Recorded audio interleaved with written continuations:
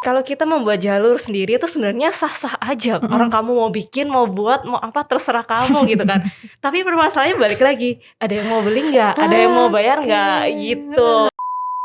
Tren bentuk busana sih emang sih Kak, kita kembali lagi emang apa ya, keadaan di masyarakat itu mempengaruhi. Kalau kayak seperti waktu pandemi kemarin yang diminati yang lengan panjang, yang tertutup, yang ada tudungnya gitu kan ya. Kalau fashion tuh ada dua, fast fashion dan slow fashion. Kalau slow fashion itu yang seperti aku lakukan, jadi kita lebih membuat sesuatu yang sesuai dengan order.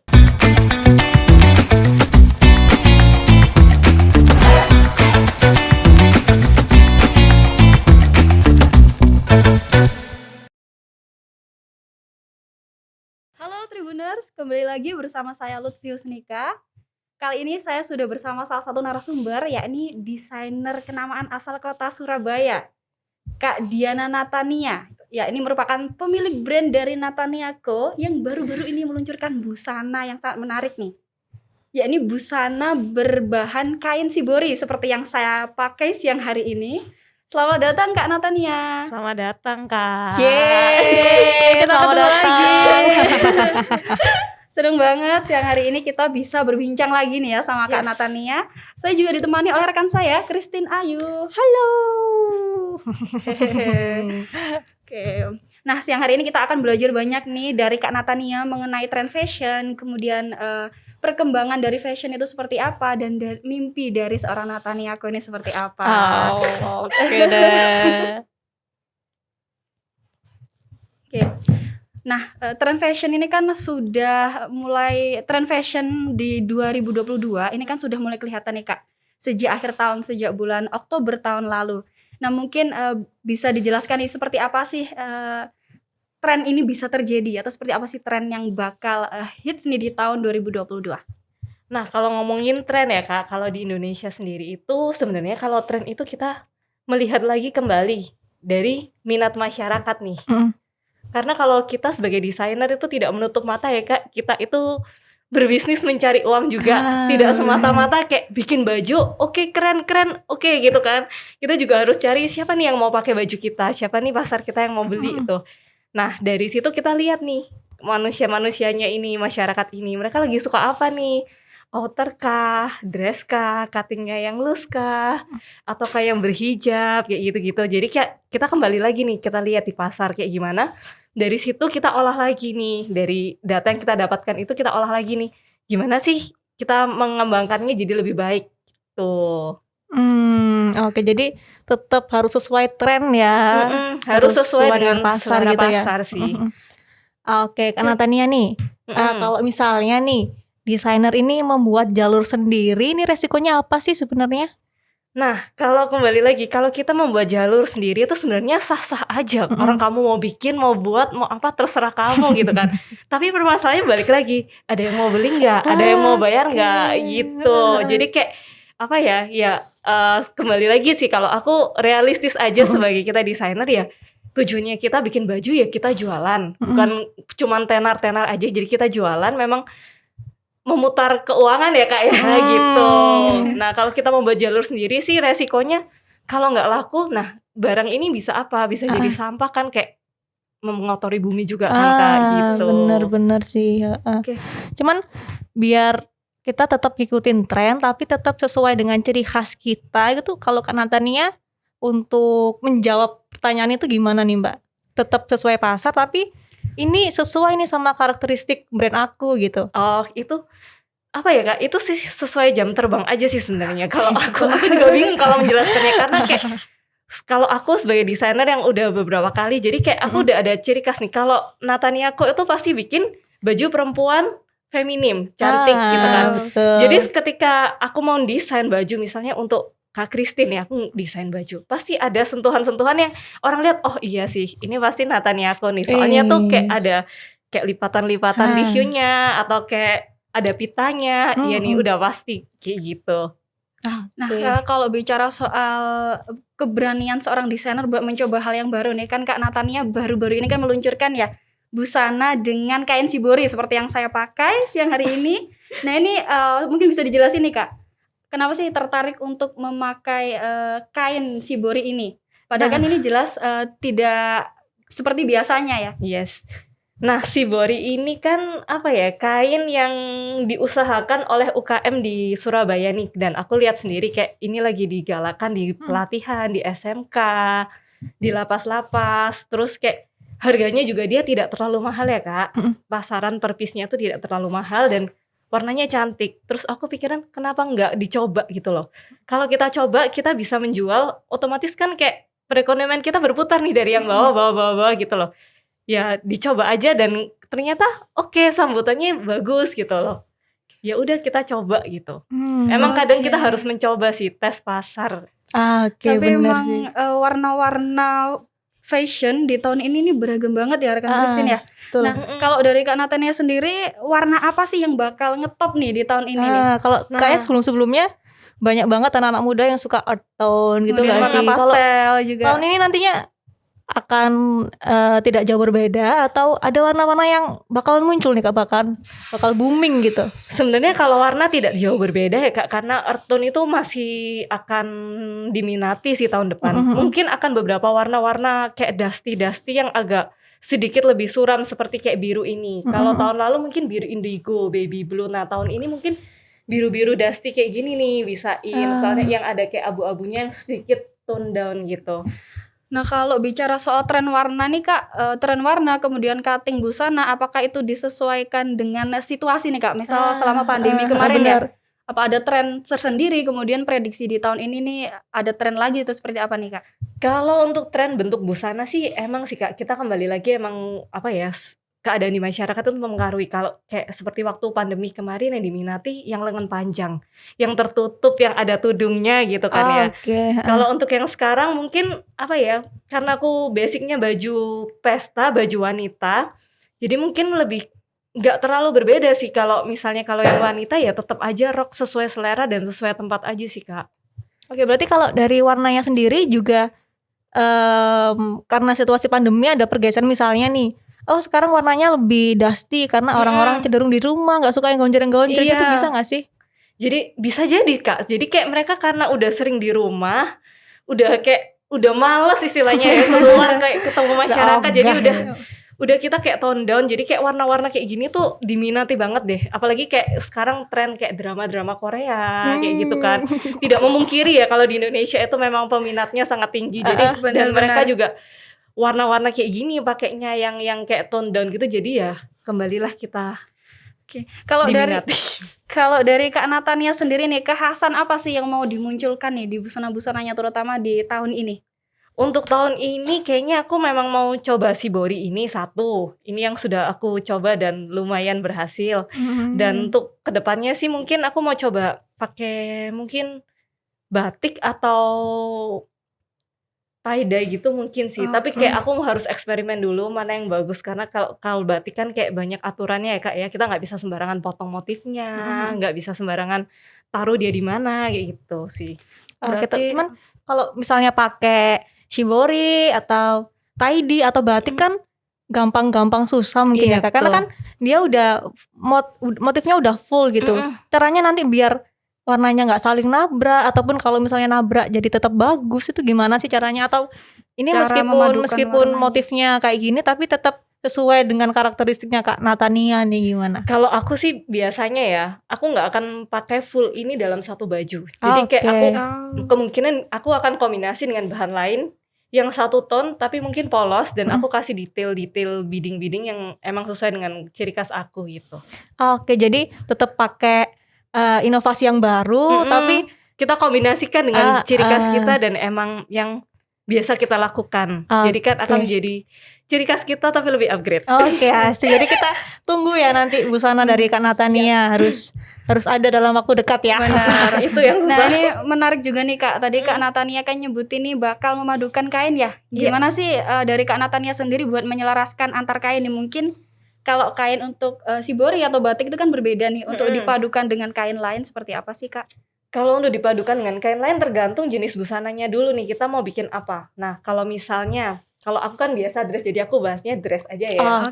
Jadi dress, kalau misalnya kayak bahan yang seperti ini, aku kombinasikan, mungkin aku tidak akan pakai satin atau bahan yang shiny karena dia kan motif emang bahannya itu Dove ya Kak ya. Mungkin aku akan kombinasikan dia dengan taffeta.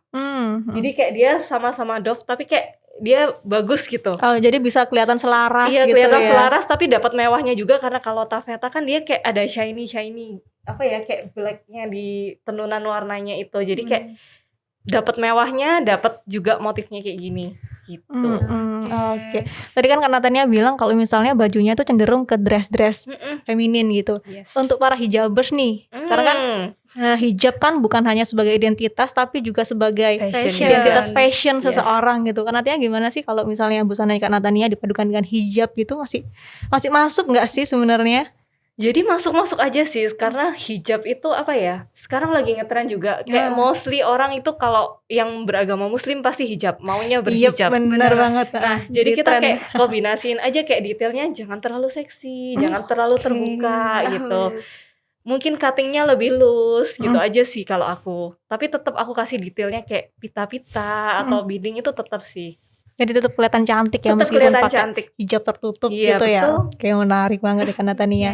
Nah, bicara soal rencana mungkin ya, impian dari seorang Natania itu apa sih Kak? Menjadi desainer seperti apa nih?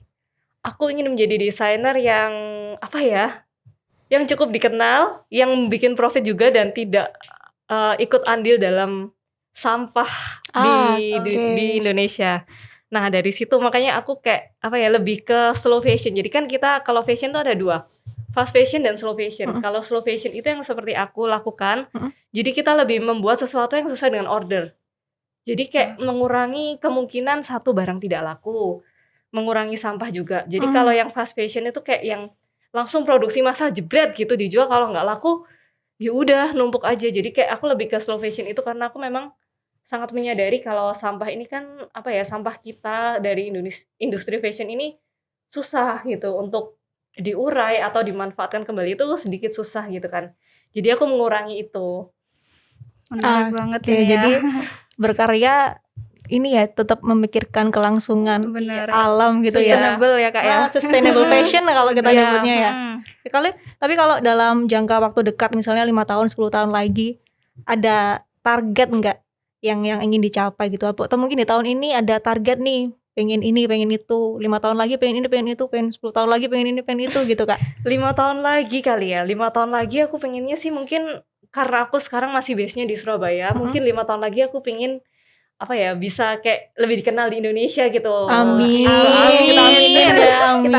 Iya dong. Jadi kayak di Indonesia dulu, mungkin kalau 10 tahun lagi mungkin bisa go internasional. Amin. Nah kalau dari Kak Natania sendiri nih, kenapa sih kok milih jalur ini? Kenapa menjadi seorang desainer? Padahal kan kita tahu kalau fashion itu menuntut kerja keras dan terus berinovasi kreatif ya Kak ya.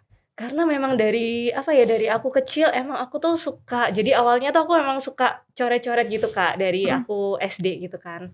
Terus aku mencari nih, apa sih yang aku suka dari coret-coret ini kan, dan gimana apa ya, bisa membiayai diriku dari coret-coret ini. Terus akhirnya kayak aku mencoba menggambar komik dulu, tapi kok aku sepertinya tidak di situ. Terus mulai mencoba melukis yang abstrak itu kok kayaknya juga enggak deh gitu ya, enggak bagus-bagus banget dan juga kayak enggak memanggil gitu. Terus ketika aku coba nih desain baju tuh, waktu itu dapat kesempatan, jadi ada saudara aku, dia tuh ikut pementasan Kak di ballet gitu, aku lupa namanya apa ya, LS School of Ballet kalau nggak salah, mungkin sekarang udah nggak ada. Terus dia kontak aku kan dia tahu aku suka desain, kamu mau nggak sih desainin kita buat baju pentas, dia bilang gitu. Tapi nggak dibayar, dia bilang gitu. Iya nggak apa-apa, aku mau, aku bilang gitu kan. Terus waktu desain aku kasih ke dia yang wujudin kan ke tukang jahit karena waktu itu masih kecil juga. Terus habis itu udah jadi, pas diundang di situ aku lihat, ih bagus ya ternyata, kok kayaknya aku suka gitu. Akhirnya aku mulainya dari situ tuh. Terus mulai aku waktu SMA aku les di Arfa, di Arfa situ. Jadi aku mulai pelan-pelan gitu kan, ambil course yang pendek-pendek gitu kan. Terus kayak makin suka. Terus akhirnya ketika aku lulus SMA, aku kuliah, aku ngambil fashion di Jakarta. Berarti emang udah passion ya. Iya. Jadi emang impiannya Kak Natania ini jadi desainer udah kewujud ya sekarang ya. Oke deh. Tapi kalau berbicara soal desainer nih, pasti kan ada desainer yang menginspirasi kan. Yes. Ada nggak sih desainer yang aduh kayaknya aku terinspirasi nih sama desainer ini gitu. Boleh Indonesia, boleh luar juga Oke. kalau ada. Kalau menginspirasi kayaknya ada satu, namanya Rei Kawakubo. Jadi dia tuh desainer asal Jepang yang berkarir di Paris. Oke. Dan dia memang apa ya, seorang tipenya gayanya tuh inovatif. Jadi dia membuat sesuatu yang kayak siluet baru dan brandnya Comme des Garçons. Itu. Nanti aku browsing ya. Nah, gitu. Jadi memang bukan baju-baju, mungkin bukan baju-baju yang biasa gitu kan. Jadi dia emang sesuatu yang bentuk dan sesuatu yang inovatif banget gitu. Jadi kayak banyak belajar banget sih dari dia. Gitu. Oke, dan kita doakan nanti Kak Natania juga menginspirasi desainer-desainer Amin, muda lainnya pastinya ya. ya. Amin. Nah, kalau kita kan 2 tahun ini mengalami pandemi ya Kak ya. Pandemi ini banyak merubah gaya kerja kita tentunya. Nah, apa sih yang dialami Kak Natania sendiri sebagai seorang desainer nih selama pandemi ini? Selama pandemi sih apa ya, kalau aku sih waktu itu masih tetap beroperasi, puji Tuhan, karena masih apa ya, masih protokol dan puji Tuhan masih dilindungi, belum ada yang kena COVID sampai hari ini, puji Tuhan banget ya. Jadi kayak apa ya, kita lebih menjaga kebersihan aja sih Kak. Jadi kayak lebih selektif aja kalau misalnya pegawai kita mau masuk kayak gitu, kita lebih cek aja kalau sakit udah libur dulu kan kita harus swab. Kalau untuk ke klien juga harus by appointment. Biasa kalau misalnya kayak dadakan gitu aku masih mau terima, kalau sekarang nggak bisa. Jadi harus by appointment dan ya itu sih, harus pakai masker juga, itu wajib banget, nggak boleh dicopot. Jadi Iya ada sih. kebiasaan baru ya Iya. selama pandemi ini ya. Dan untuk kalau bikin baju sekarang pasti mintanya bersama dengan masker. Jadi kayak satu set baju dan Satu masker. paket ya. Satu set. Semoga kita tetap ini ya sehat semua ya. Amin. Oke, kalau Kak Natian agak nervous sih sebenarnya aku di sini Aku tuh. juga nervous loh Kak. Kalau Kak Natania sendiri nih, kalau busananya itu untuk segmen pasarnya ini menyasar usia berapa aja sih Kak? Dan kenapa milih usia itu gitu? Kalau segmen pasar sih kalau aku lebih menargetkan wanita di atas 15 tahun. Oke, kenapa tuh Kak? Karena mereka biasanya kalau di atas 15 tahun mereka sudah membutuhkan baju yang apa ya, yang ekstra, maksudnya yang memang harus di custom gitu. Kalau usia 17 mereka mau sweet 17 mereka butuh baju. Kalau yang di atas usia 20 mungkin mereka butuh baju untuk datang ke kondangan temennya. Ya kan? Terus mungkin untuk lamaran, untuk menikah. Terus kalau yang udah tua ya mereka memang udah afford untuk bikin itu. Jadi kayak memang apa ya, dan mereka bisa, baju yang mereka buat ini bisa dipakai lagi untuk kedepannya gitu loh. Bukan yang cuman sekali pakai udah. Kalau anak kecil kan kayak apa nih, sekali pakai udah gitu kan, udah nggak bisa dipakai lagi gitu. Jadi kayak jadi sampah juga sebenarnya gitu. Oke. Nah, sekarang kan kita tahu nih Kak ya, masa sulit ya, masa yang serba sulit ya. Kita melihat peluang itu kan juga susah ya, apalagi daya beli masyarakat juga masih belum pulih. Nah, ini gimana sih Kak Natania sebagai desainer nih supaya bisa tetap survive, bertahan dan bisa mendapatkan peluang. Jadi peluang apa nih yang dimasuki oleh Kak Natania? Nah itu Kak Natania kayaknya mic-nya kurang deket deh biar kita bisa Gitu ya? mendengar lebih jelas Nah, gitu. jadi Oke. kalau peluang sih, kalau aku sih emang tipenya nggak bisa diem ya Kak. Jadi aku meskipun pandemi Kak, harus ada karya gitu kan. Jadi aku mengumpulkan teman-temanku yang emang sama-sama kita berpassion untuk marilah kita membuat karya bersama gitu ya kan. Dari membuat pemotretan, jadi kita membuat peluang untuk kita masing-masing gitu. Dan beberapa kali juga nih diliput oleh Tribun, terima kasih banget sudah memberikan kita tempat. Jadi kita membuat karya-karya di selama pandemi, dari yang apa ya, banyak banget ya yang diliput. Ada yang Korea, ada yang pri-pri cantik juga pernah diliput juga. Terus yang paling baru kemarin itu yang ini Shibori. Yang ini ya, juga. Shibori. Iya, nah Yang itu dipakai manekin ini ya. Ini keren banget memang busananya. Jadi itu emang apa ya, kita bekerja bersama, mencari peluang sendiri, dan kita posting gitu. Jadi kayak orang, klien kita lihat, oh iya Natania kok masih aktif, dia masih mendesain baju. Jadi ketika mereka udah saat seperti ini, ketika keadaan mulai membaik ya, mereka masih ingat, oh iya Natania aku masih buka butiknya, masih ada karyanya, udah bikin di sana aja gitu. Dan kayaknya kolaborasi emang jadi kunci penting gak sih selama pandemi ini? Jadi desainer, fotografer, semua media kayaknya Betul. dengan berkolaborasi kita jadi lebih hidup kali di masa pandemi ini. Benar-benar. Jadi kayak lebih apa ya, lebih ada karya gitu kan. Jadi kita kayak dalam tanda kutip mengurangi stres ya Kak, karena kan emang ya nggak mungkin Saling kita nggak stres menguatkan ya. juga. Kita saling menguatkan, emang ya udah inilah keadaan kita nggak boleh kalah dengan Nah. keadaan, jadi kita tetap harus maju gimana pun caranya. Betul, karena tahun kemarin ini kayak parah banget nggak sih pandemi ini, stressful Parah banget emang. Iya, emang stressful banget dan emang sempet kosong selama beberapa bulan sih Kak. Jadi kita kayak mengisinya ya itu, udah kita berkolaborasi aja, kita nggak usah pikirkan ketika semua ini berakhir kita juga akan kembali survive kok. Jadi kayak ya udah Oke, jalan. luar biasa sekali dari Biasa Natania. sekali.